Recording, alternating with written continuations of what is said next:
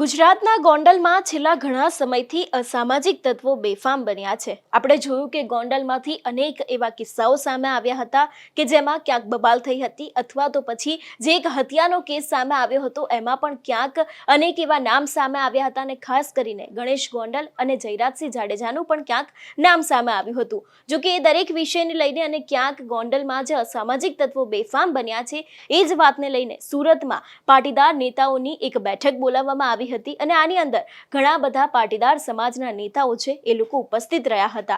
જો કે એ બાદ ગણેશ ગોંડલ દ્વારા દરેક પાટીદાર નેતાઓ જેમ કે જિગીશા પટેલ, મેહુલ બોગરા, અલ્પેશ કથિરિયા, વરુણ પટેલ દરેક લોકો ઉપર ક્યાંક આકરા પ્રહારો કરવામાં આવ્યા હતા।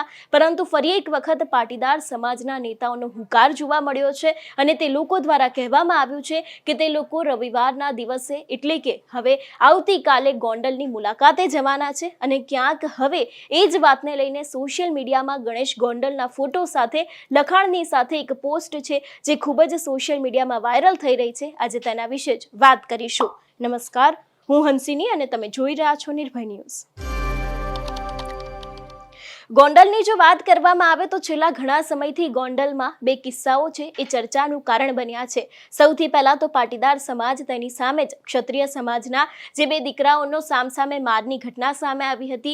એ કેસ તો પતી જવામાં આવ્યો પરંતુ ક્યાંક રાજકુમાર જાટનો જે કેસ છે એ પણ ક્યાંક ચર્ચાનું કારણ બન્યો છે। પરંતુ જો વાત કરવામાં આવે પાટીદાર સમાજ વિશે તો સુરતની અંદર પાટીદાર નેતાઓ એટલે કે મેહુલ બોગરા, જિગીશા પટેલ, અલ્પેશ કથિરિયા, વરુણ પટેલ લોકો દ્વારા અનેક એવી બેઠક બોલાવવામાં આવી હતી ને ખાસ કરીને જે ગોંડલમાં અસામાજિક તત્વો બેફામ બન્યા છે એ જ વાતને લઈને ગણેશ ગોંડલ ઉપર પ્રહાર કરવામાં આવ્યા હતા। ખાસ કરીને ગોંડલ ઉપર પણ ઘણી બધી વાત કહેવામાં આવી હતી। એ બાદ ગણેશ ગોંડલનો પણ હુંકાર જોવા મળ્યો હતો। તેમણે ગોંડલની અંદર એક જન આક્રોશ સભા છે તેનું આયોજન કર્યું હતું ને એની જ અંદર તેમણે જિગીશા પટેલ, મેહુલ બોગરા, વરુણ પટેલ અને ખાસ કરીને અલ્પેશ કથિરિયા ઉપર આકરા પ્રહાર કર્યા હતા। જો કે એ બાદ દરેક પાટીદાર નેતાઓની પ્રતિક્રિયા સામે આવી હતી ને એ બાદ ફરી એક વખત તે જ લોકો દ્વારા ગણેશ ગોંડલના ઉપર અનેક એવા આકરા પ્રહાર કરવામાં આવ્યા હતા અને હવે અલ્પેશ કથિરિયા દ્વારા ગઈકાલે પોતાના સોશિયલ મીડિયામાં એક પોસ્ટ કરવામાં આવી હતી જેની અંદર તેમના દ્વારા કહેવામાં આવ્યું હતું કે હું રવિવારના દિવસે ગોંડલ આવી રહ્યો છું।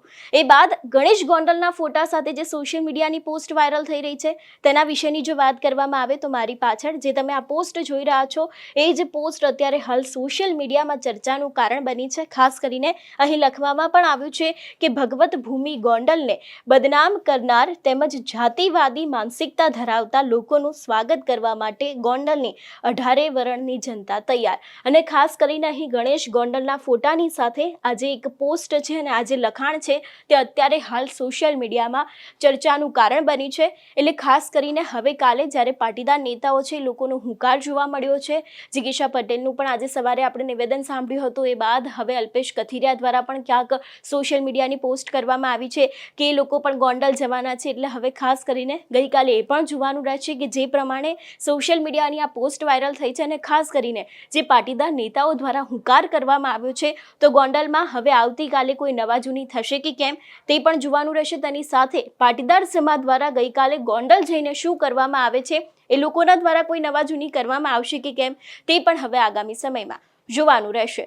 તમારું શું માનવું છે આ વિષયને લઈને અમને કમેન્ટ કરીને ચોક્કસથી જણાવજો। તેની સાથે જ અમારી ચેનલ નિર્ભય ન્યૂઝને લાઇક, શેર અને સબસ્ક્રાઇબ કરવાનું ભૂલશો નહીં। નમસ્કાર।